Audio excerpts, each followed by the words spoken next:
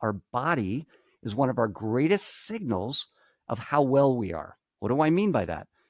The first thing is to listen to how you're feeling. If you're feeling stressed, if you have this stress hormone in your brain kicking off called cortisol, it means you're in what's called a fight or flight response. When you're in a fight or flight response, by definition, you're not going to lead very well at work.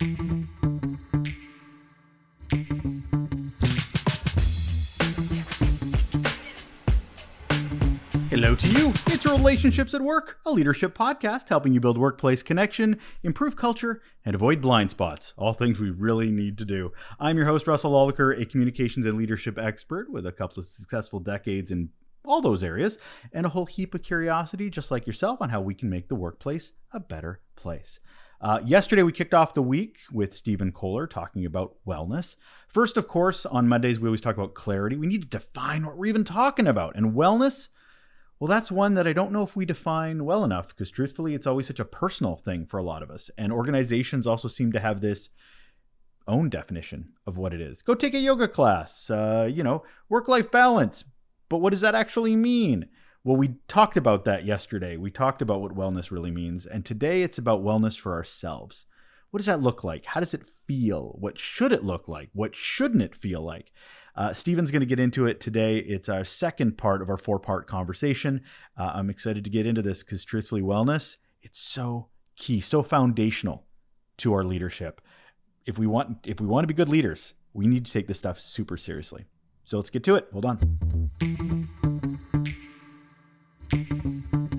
So let's get internal here, because and I talk about this a lot on the show, is that the show is called Relationships at Work, but the number one relationship we have to have is with ourselves, because Amen. that fuels everything else. So as leaders ourselves, are there any warning signs that we may be needing to pay attention to around wellness before it starts impacting everybody else? I love it. I'm gonna use for some of your audience members, what I'm about to say will resonate, and for others, it may feel like crazy talk. It's going to sound a little woo-woo, something that I've learned. For many of us, we are trained and learned as professionals to really rely on what I would say our mind and intellectual, right? So we're in our heads a lot and we're thinking. So what I'm going to say that's a bit provocative is to understand wellness, we have to get into our bodies. Now that's going to sound crazy, but what do I mean by that? If you talk to any neuroscientist, any therapist, any psychologist, any leadership person, they'll tell you our body is one of our greatest signals of how well we are. What do I mean by that? The first thing is to listen to how you're feeling.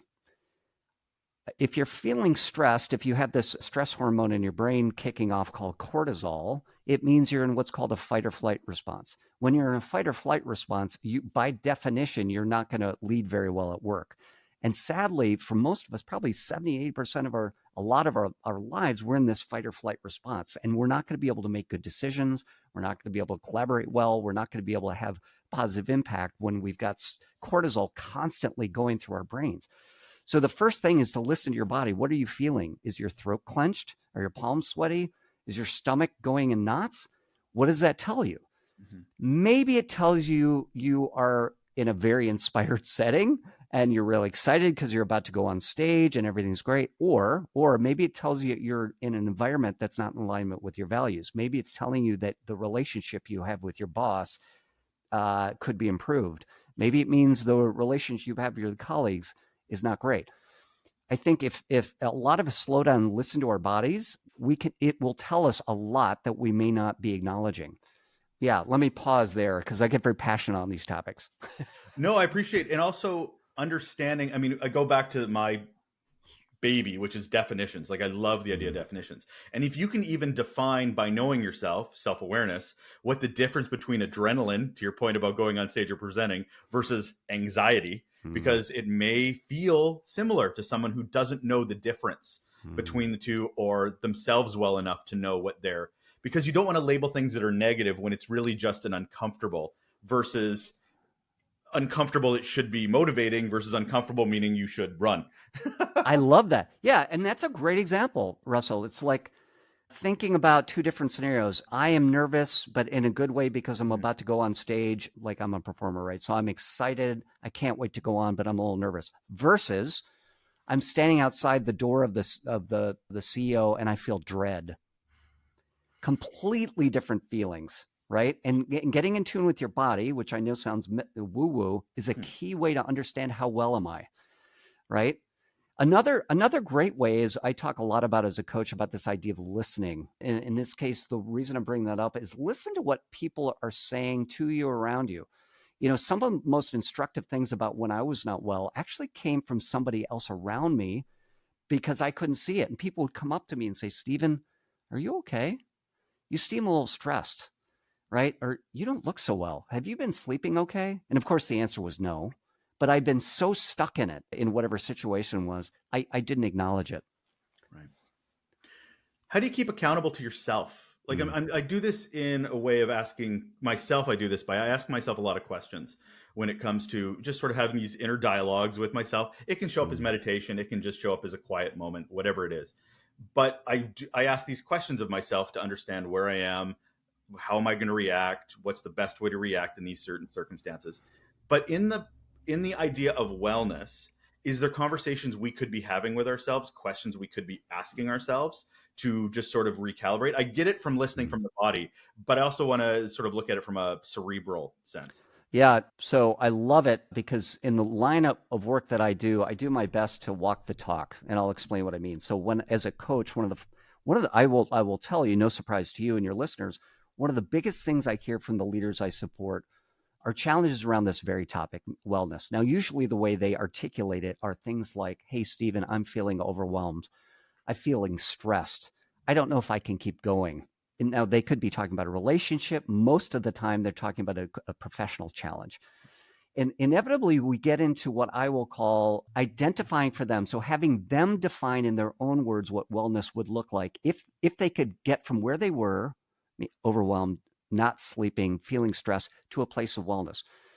And often what we talk about, and this is my own metric for myself to answer your question, is, and again, this is going to feel a little woo-woo, mind, body, spirit criteria, scorecard, if you will. So your listeners probably know all about the KPIs or metrics, right? In my case, I have 3 metrics I hold for myself: a mind wellness, a body wellness, and a spirit wellness.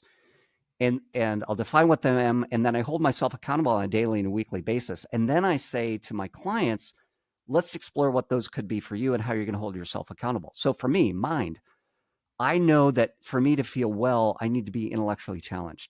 So throughout a given day, a week, quarter challenge, I have metrics for myself of how much I'm doing that. What does that mean for me? Am I reading? Because I know that's an intellectual challenge. Am I engaging myself with learning new things that are stimulating? I run a business, right? So I have a bunch of metrics around the mind, keeping myself challenged. I like to meet interesting people like you and have interesting challenges. What happens when I'm not doing that? I start to feel foggy. I start to feel alert. I'm not intellectually engaged. And I know that signal, which tells me I need to respark my brain. I have a body metric. What does that mean? I know that for me to feel well, I need to be doing something physical. In my case, I've defined that to be getting outside and running. I like to run or take the dogs on a walk. So I say, okay, Stephen, when was the last time you ran? 48 hours ago. Okay, it's time to run. Doesn't have to be a marathon, but I run. Third metric is spiritual. And in this case, I define it as music or spending time with family.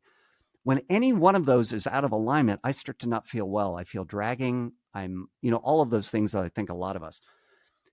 So I then keep myself accountable on a calendar, right? I'm big about accountability. And I'm like, okay, Stephen, it's been 3 days since you've done, running, music, or spent time with your family. No wonder you're feeling crappy, right? You got to go out there, especially when you don't want to do it. I do the same thing with my clients. It's not about me telling them what they should go do. It's about how do you define wellness? And they might say something like, oh man, I love fishing.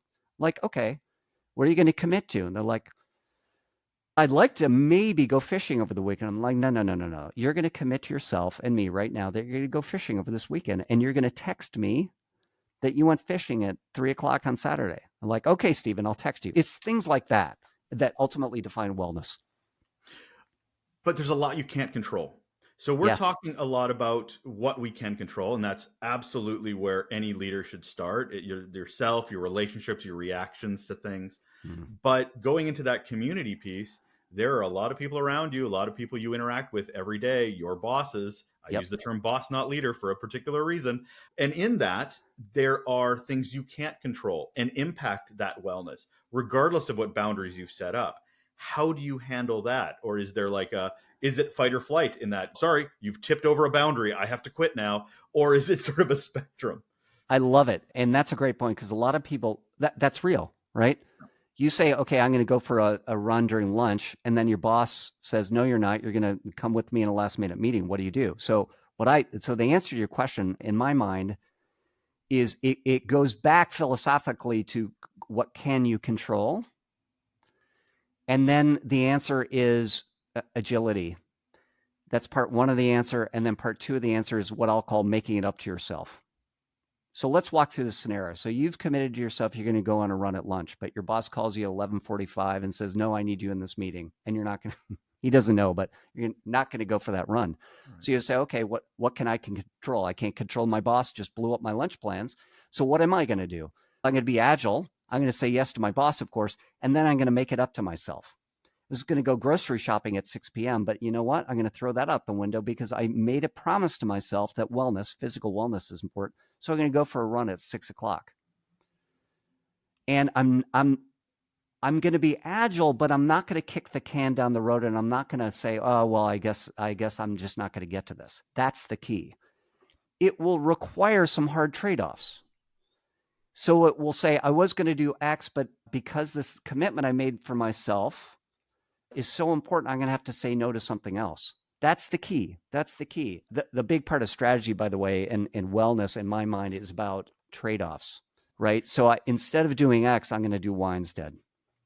And I think that sounds great. And the reason I'm going to kick the tires of that one a little bit too is then, but where's the line in that? Because in my brain, I'm thinking of things like the term technical debt when you get into agile work and so forth, and project management. But I love the idea of it getting into cultural debt. And basically what we're talking about is wellness debt. So 100%. We keep going, we'll do it later, we'll do it later, we'll do it later. But then that starts building up.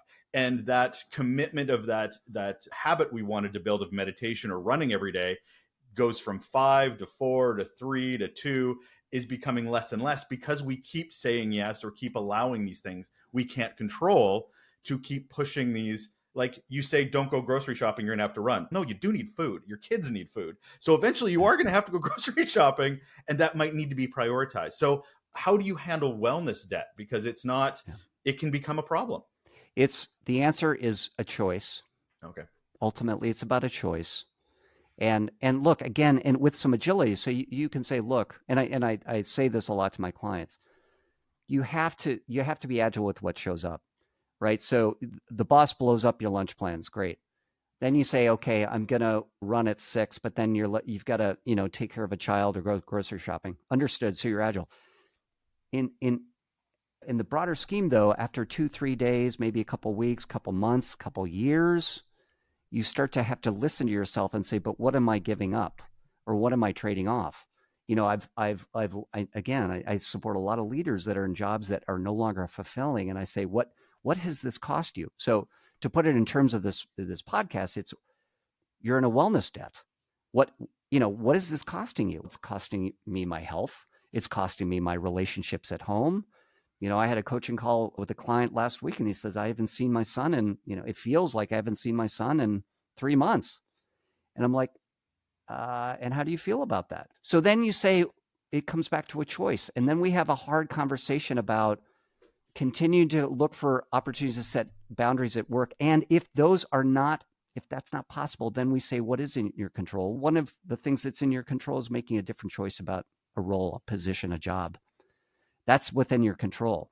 Now, a lot of people say, oh, not really. And I challenge them. I say, yes, it is. And I talk about, because a lot of people say, I could never get a job. I couldn't leave this industry, blah, blah, blah. And then I review with them because I can be objective. Like, let's look at your experience. You have amazing experience. Let's look at your connections in the industry. You have amazing connections, right? And they're like, yeah, actually, you're right. Maybe I can find another job. Maybe it's possible to work in an organization that's not toxic, right? It is, right?